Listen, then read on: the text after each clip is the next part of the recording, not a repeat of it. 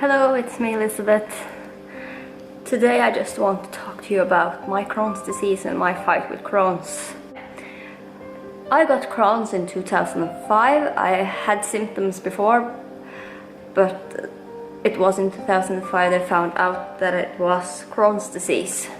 I started going a lot to the toilet and oh, my stomach just made a sound. Sorry for that.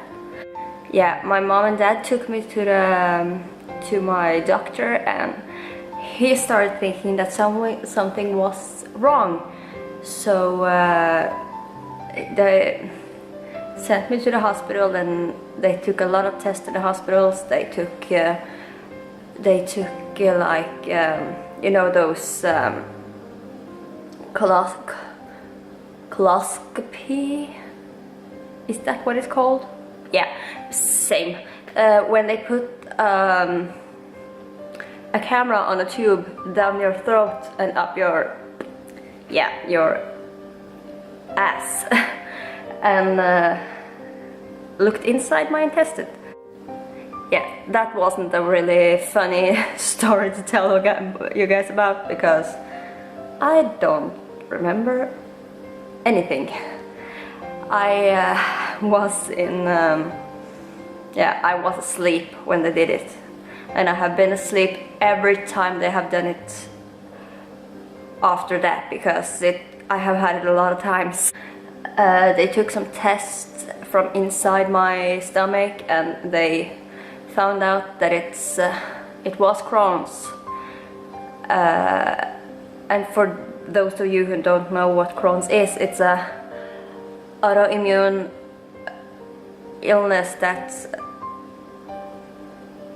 attacking your intestine and your stomach, so that it's always gonna be like a... oh, I can't find the words. It's always going to be infected, if you understand what I mean.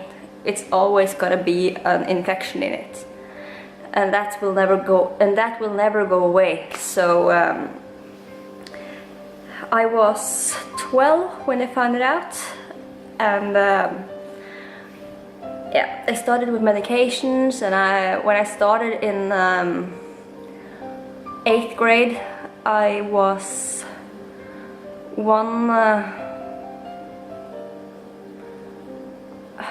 how tall was I? I think I was like 157 centimeters or something.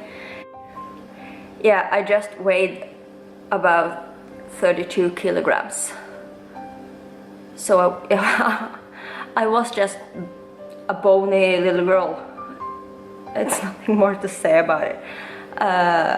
And when you get Crohn's, in my case, I was feeling very... I just started a new school, because I just switched from 7th to 8th grade, and that's in Norway. It's where we go from like the children's school to the middle school, if you understand what I mean, or high school. I don't know what it's what it will be called in America and things, but it was 8th grade. When you go from 7th grade to 8th grade, you have to shift schools. So I just started in a new school with some of my old classmates, and most of them was new.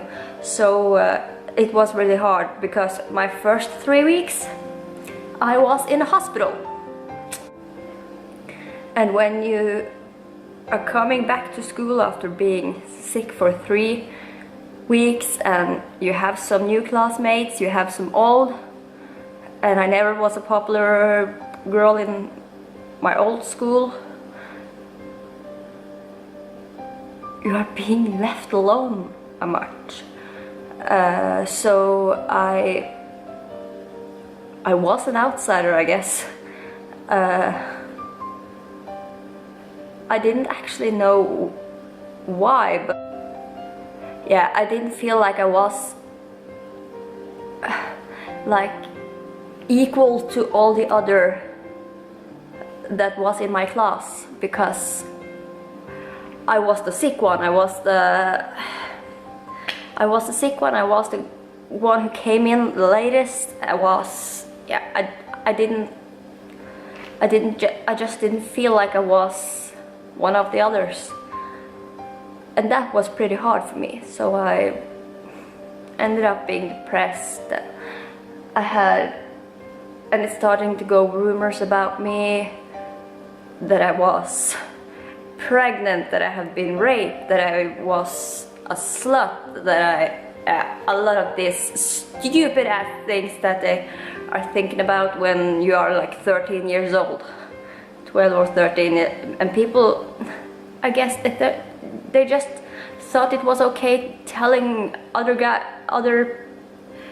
people in school that was the case, even though it wasn't. What I'm trying to say is that it stuck with me, and but I also didn't care as much at that point, because I was too sick to actually care about it, if that makes any sense. Yeah, so they started with the medication. I got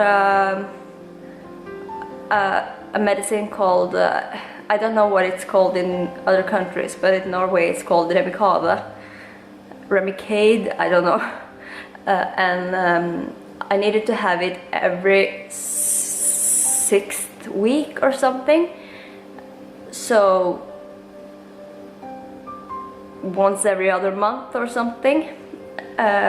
They took a whole lot of tests, and I was one of the lucky ones who that worked on, because it's actually a medicine for people who have like I don't know what an English word is, but it's not scoliosis, it's not, but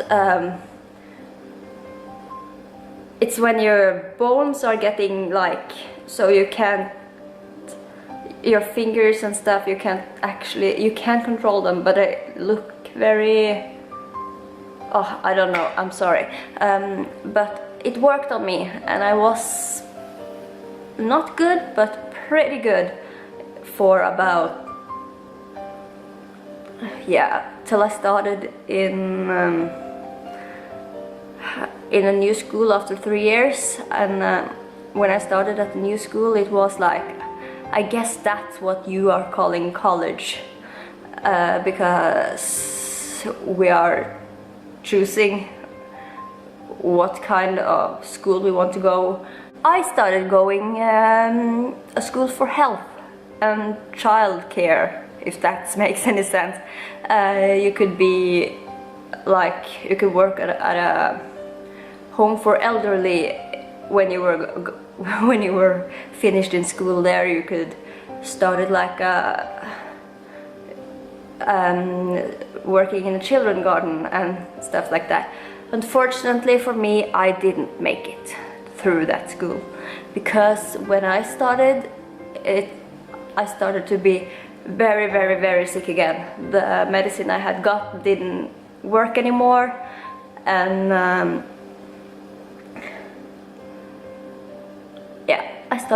I just started to be really sick again, and I was away from school a lot, and that equals out with not having to finish it. That's when they started looking again, and my stomach was really bad again. It was a pretty bad infection in the stomach again, and in my intestines. So they had to try some new medications, and it didn't work. And then they found out that they had to remove my colon, and I was left with an ileostomy. And when they took my colon out, it was actually just seconds away from exploding inside of me. So that was a pretty hard time. And I was left with an ileostomy. I named him Sammy. I still have an ileostomy to this day.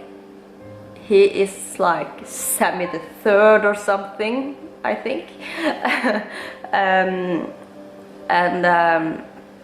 Yeah, I had my ostomy for about 6 months, and then they decided that they even had to move it to the other side of my stomach, or they could try to put it inside again and make me go to the toilet like a normal person, I guess.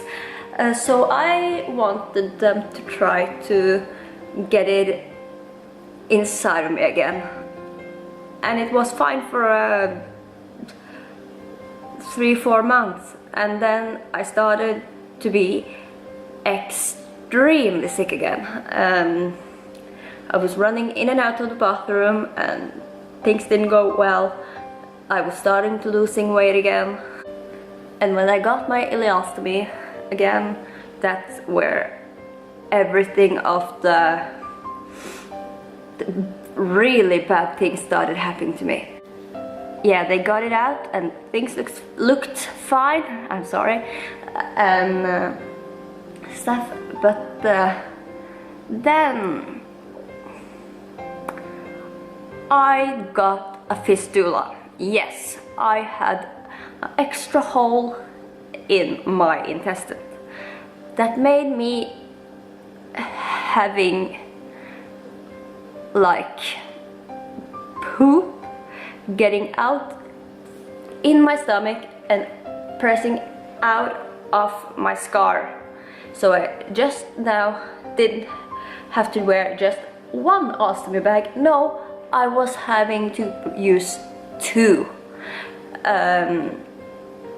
So when they did that, found out that, they started to rinse it, they started to try to fix it, and when they tried to fix it, it just broke again. They started to fix it one more time, and when they did, I ended up with my intestine coiling around itself, so it was breaking even more, and I couldn't go to the bathroom at all to empty my bag. So I was extremely sick at that point, and they had to go in and try to fix it. And I don't remember much of this, but I will tell you what I remember. They took me into the operating room. I remember they got me asleep, and I didn't wake up for 3 days or something.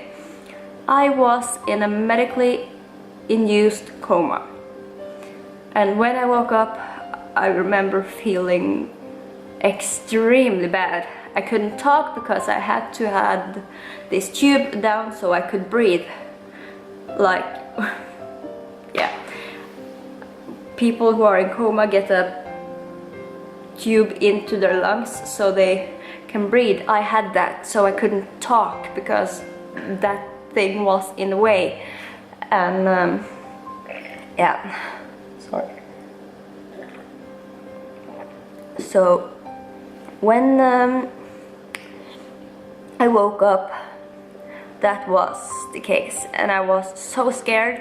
But I was finding out that, oh, I can't talk, I can't talk, I can't talk. And is there something really wrong? Is there, because I didn't know. But I found out that I could write on a piece of paper, and I wrote to my mom and dad and Anders that I was asking, am I dead? Am I extremely disabled? What have happened? And they couldn't actually answer me very well because they didn't know what actually was going to happen with me. The doctors told my mom and dad and Anders to take 1 hour at a time because I was so sick that I thought I was going to die, because they had to open my stomach, so my stomach was open with this vacuum pump thing. Even though I knew something was really bad, I didn't want to look down at my stomach because I knew that it was ruined, I guess, for the rest of my life, and I didn't want to face it at that time. And yeah, so my stomach was open and I had this black thing stuck in there and I didn't want to see, so I was laying in my bed when they helped to clean me with a cloth over my eyes because I didn't want to see. I was just crying and crying and crying and crying and crying, and it was terrifying to me. And they told me that I had 7 tiny holes in my intestines. I was getting a very, very high fever and things didn't look fine at all. So they sent me to another hospital, a bigger hospital in Oslo, and they started to flush my abdomen and the insides multiple times a day, and my sick intestine couldn't handle it. So when I come back to Hamar from Oslo, I remember this, I was going from Hamar with 7 holes in my intestine. When I came back, I had 24 holes in my intestine. 24. My poor little intestine couldn't handle all the flushing, so it broke. When I came back, I was laying in the hospital in about 16 months. The only times I were out of the hospital was on Christmas Eve and my grandmother's birthday when she turned 80. So, and then I came home, I still had an open, my abdomen was still open, and they needed to change that black thing on it 2 times a week, even more sometimes, and I don't know, but when they put you in like medical sleep because they are doing operations and so on, I have had between 400 and 500 of those, because every time they needed to change that vacuum thing in my stomach, they had to lay me into sleep because it was so painful. Yeah, they started to doing operations on me after about 2.5 years. So I was sent to another hospital in Oslo where they had two surgeons who have done similar operations before. I was in the operating room for 9.5 hours. It's a long time. And when I woke up, I was like I always have been, I guess. And they had sewn together my intestine bit for bit, and they had sewn it together in 12 places. So I have an awful lot of scar tissue in my abdomen and my intestines. So yeah, I'm not easy to operate on anymore. So, but that's just what it is. One of the parts they sewed together broke. It was only a 50-50 chance for me to survive the operation at all. So I was extremely lucky. I have been extremely lucky about this. And Anders have been so amazing with me through all of this. He had been by my side.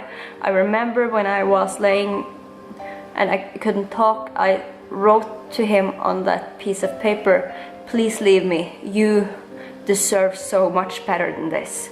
You deserve a girlfriend who can laugh with you, who is like everyone else. You don't deserve this."